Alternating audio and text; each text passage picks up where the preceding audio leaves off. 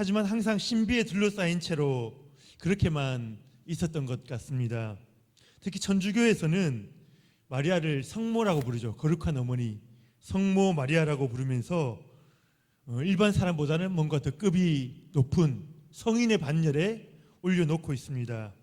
물론 이것 때문에 마리아 숭배 사상이라는 잘못된 신앙을 가져오기도 했습니다만, 그만큼 마리아라는 인물이 예수님이 오시고 이 기독교 예수님 오시는 이 일과 관련하여 너무나 중요한 인물이었다라는 것을 반증해 주기도 하는 것입니다. 우리 성도님들께서는 요셉과 마리아가 어떤 사람일까 그렇게 생각해 본 적이 있으십니까?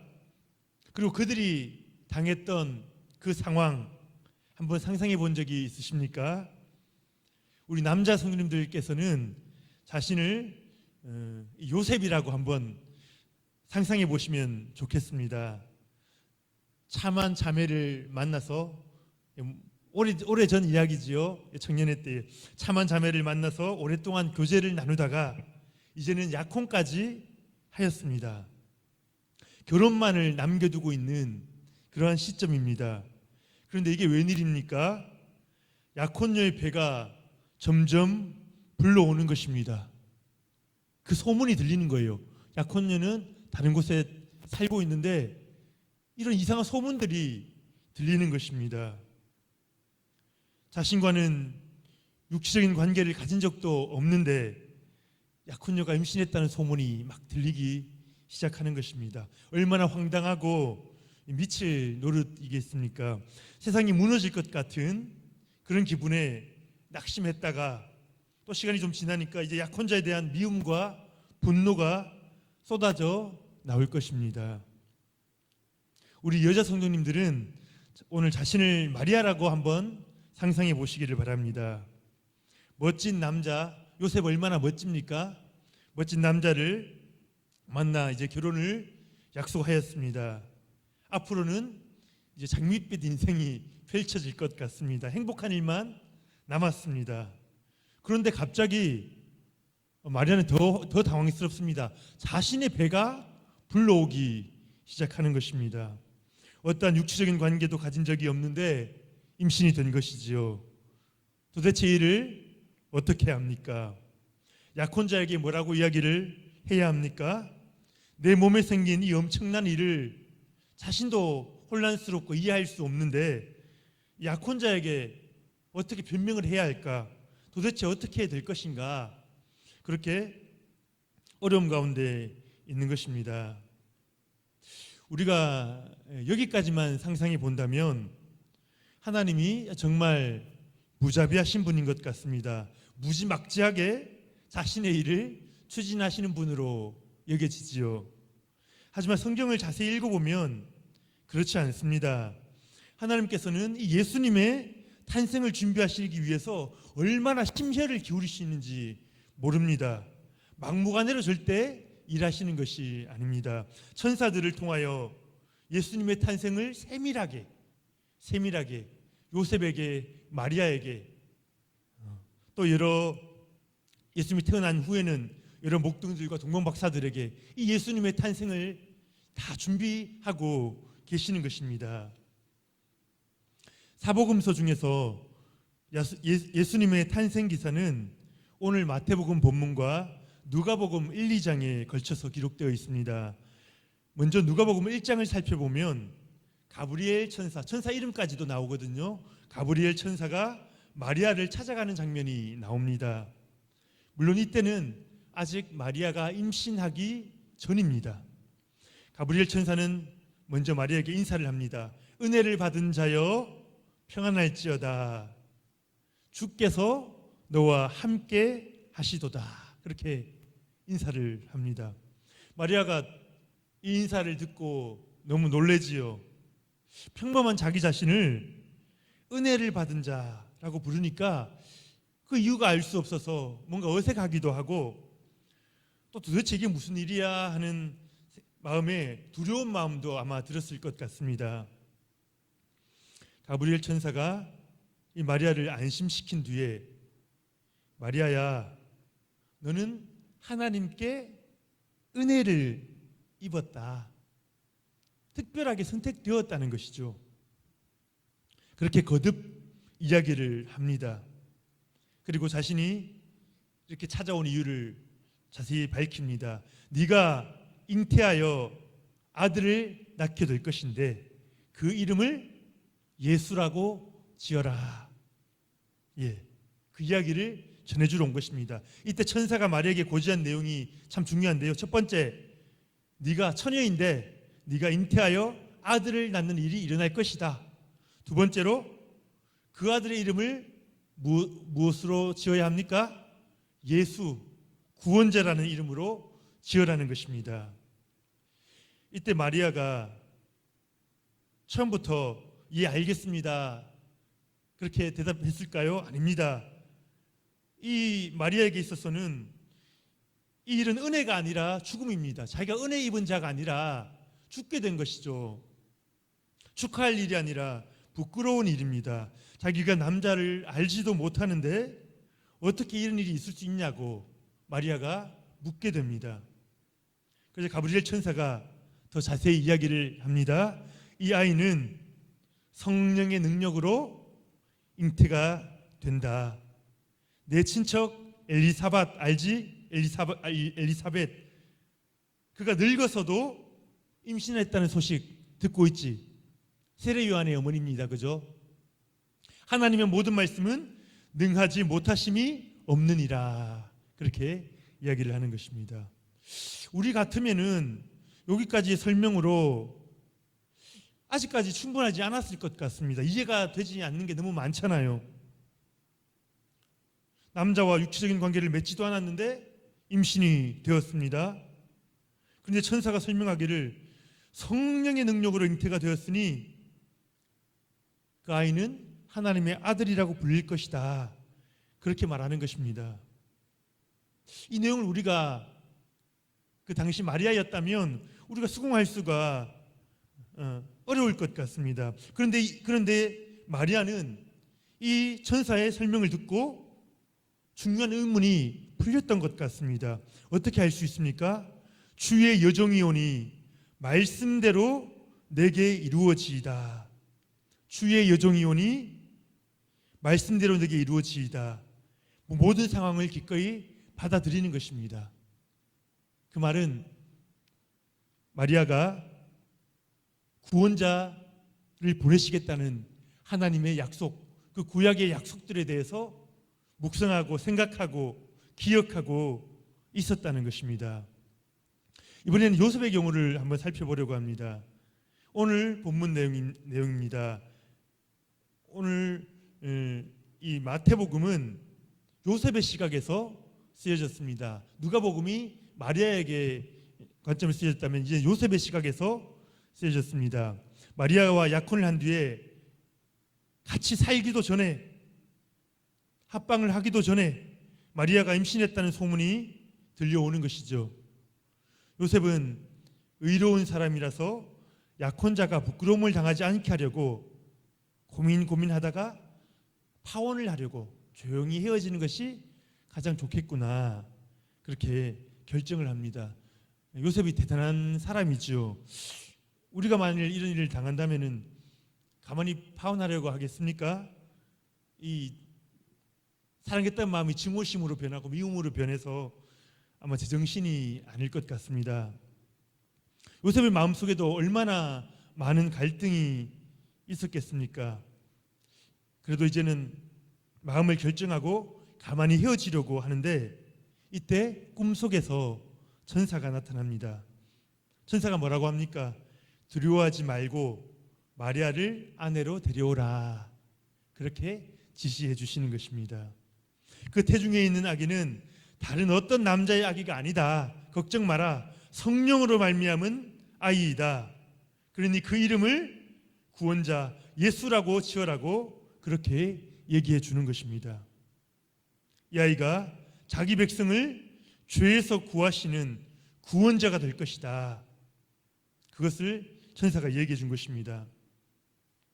구약 성경에 있는 동정녀 탄생에 대한 이야기까지 인용하면서 바로 너희를 통해서 이 일이 이루어지는 것이다 말합니다.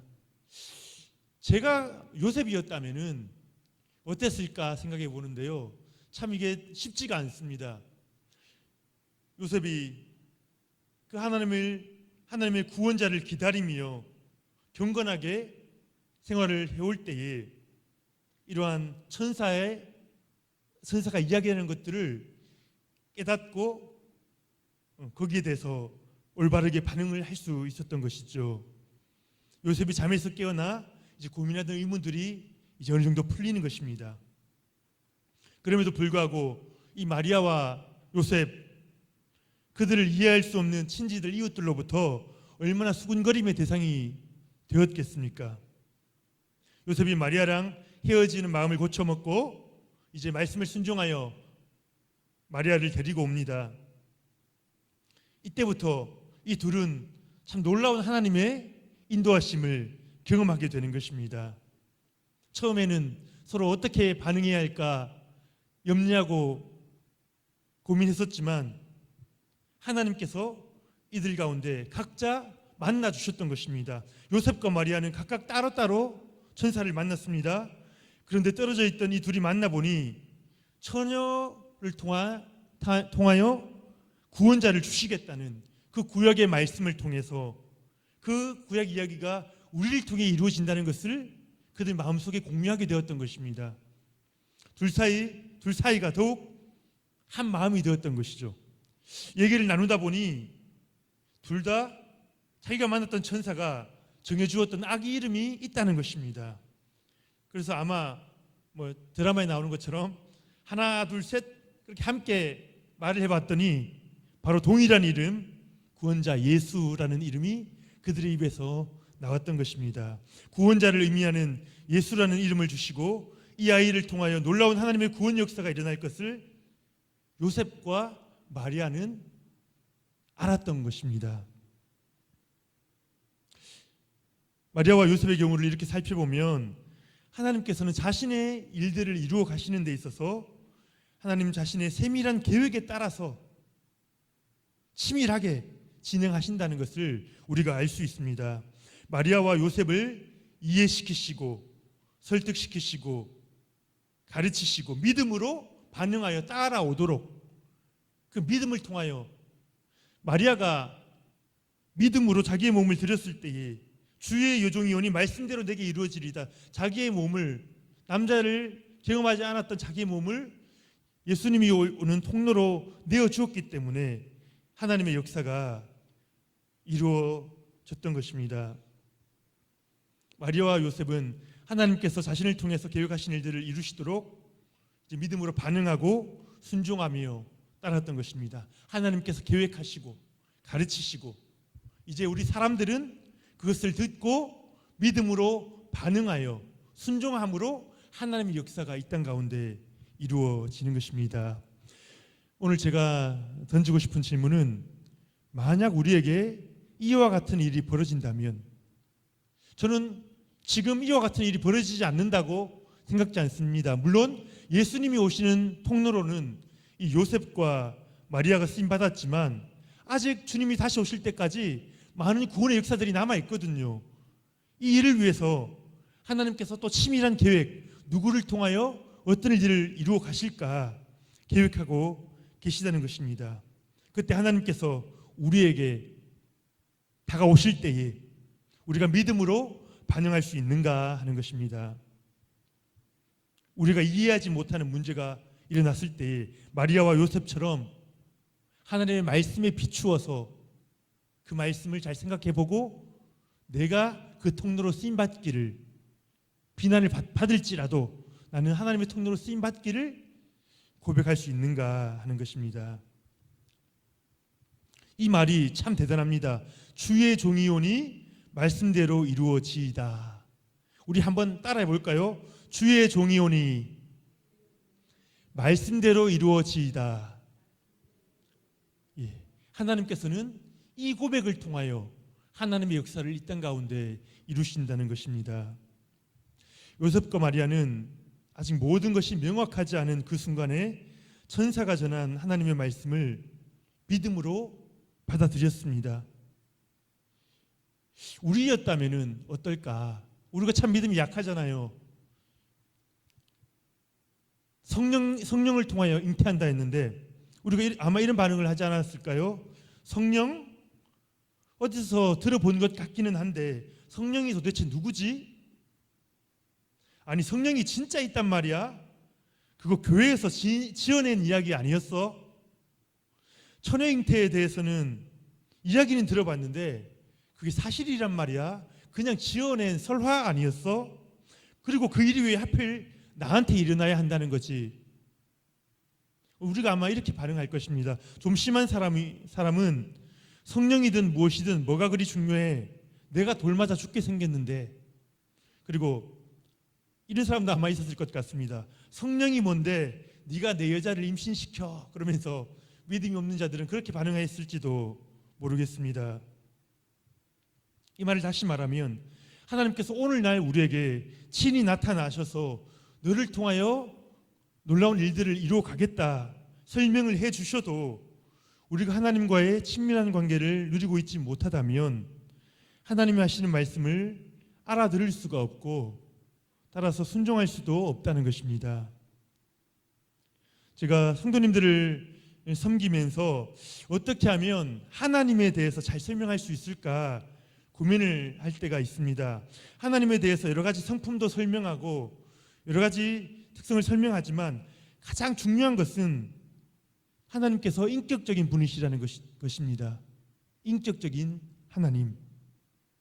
다른 어떤 종교에도 인격적인 하나님의 개념이 없습니다. 우리가 돌멩이와 이야기를 나누거나 사귈 수가 없지요. 우리가 동물과 이야기를 나누거나 사귈 수가 없습니다. 하지만 우리는 하나님과 대화하고 사귈 수가 있다는 것입니다. 눈에 보이시지 않지만 하나님은 우리와 같은 인격이십니다. 그 하나님의 성품대로 우리가 지어졌기 때문에 인격이고 신격이라고 할 수도 있죠. 하나님의 그 성품대로 우리 인간이 지어진 것이죠. 우리는 하나님과 교제할 수 있는 존재로 지어졌다는 것입니다. 하나님이 좋아하시는 것이 무엇인지 싫어하시는 것이 무엇인지 알 수 있습니까? 성경 말씀을 보면 나와 있죠. 나와 있습니다. 우리는 하나님이 원하시는 것이 무엇인지 원하지 않는 것이 무엇인지 알 수 있습니다. 어떻게 그것이 가능합니까? 하나님께서는 지금도 살아계셔서 말씀을 통하여 또 이 자연을 통하여 우리에게 계시하고 계십니다. 기록된 말씀과 또 성령을 통하여 그때 예수님을 잉태케 하셨던 그 성령이 지금도 동일하게 우리와 함께 하시면서 그 말씀을 우리에게 해석해 주시는 것입니다. 하나님의 뜻이 무엇인지, 하나님이 오늘 너에게 원하는 것이 무엇인지, 오늘 우리 능평교회에 원하는 것은 무엇인지 하나님께서 말씀해 주신다는 것입니다. 하나님과 친밀감을 누리는 분들이 계시는 반면에 또 교회는 다니지만 그러한 실질적인 관계를 아직 누리지 못하는 분들도 있습니다. 제가 청년들에게 하나님과 대화를 해야 한다, 친밀해야 한다 이야기를 하면 이것을 경험해 보지 못한 친구들은 이것이 참 추상적이거든요. 무슨 뚱딴지 같은 소리야, 그렇게 생각할 수 있습니다. 하지만 하나님께서는 경전 속에 갇혀 계신 분이 아니시고요, 지금도 살아계셔서 우리와 대화하시고 우리와 말씀하시는 분이라는 사실입니다. 그 하나님과 친밀감을 누리는 방법은 간단합니다. 대화를 나누는 것이죠. 우리가 성경 말씀을 통해서, 설교 말씀을 통해서 하나님의 말씀을 나의 말씀으로 듣고 우리의 입을 통해서 하나님께 믿음으로 고백하고 순종하고 반응하면, 기도로 올려드리면 하나님께서 또 들으시고 응답하시는 것입니다. 오늘 본문 22절 23절 말씀 우리 같이 한번 읽어볼까요? 오늘 본문 22절 23절 시작.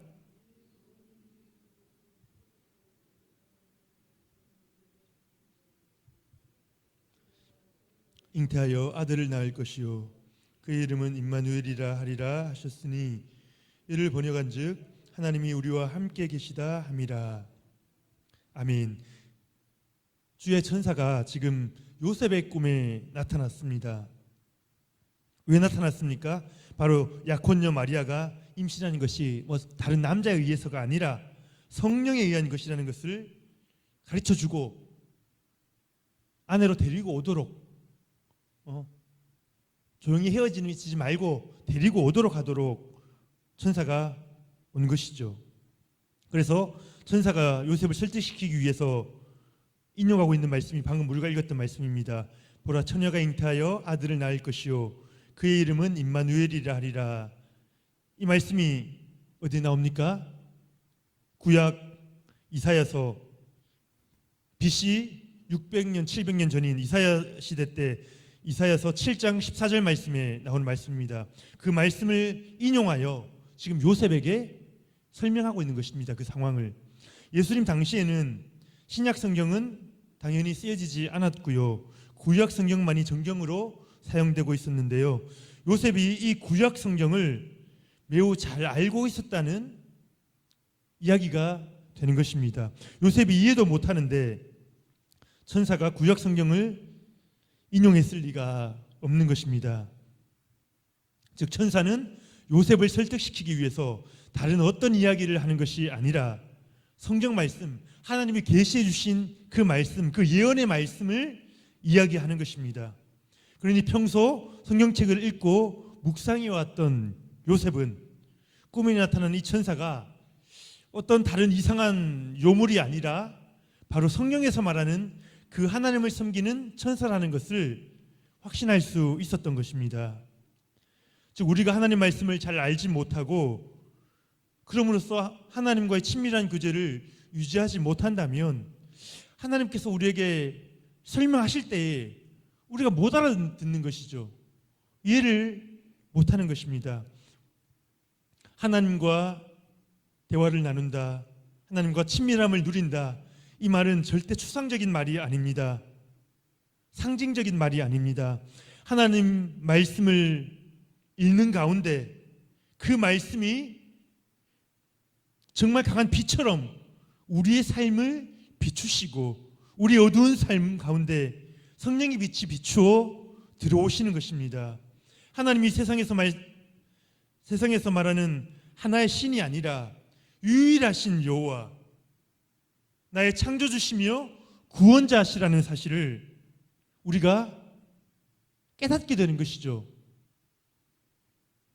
말씀을 읽는 가운데 성령께서 비춰주시고 그것을 우리가 알게 되는 것입니다. 우리 마음속으로부터 그것을 깨닫는 것입니다. 그렇게 되면 그 예수님을, 창조주를 만나면 우리의 모든 고민들이, 이 세상 일들이 하나의 점으로 사라져버리고 하나님의 영원하신 그 능력이 우리를 감싸기 시작하는 것입니다. 나의 모든 어려운 상황을 넘어서 하나님의 놀라운 평안을 경험하게 됩니다. 참 신기하지요.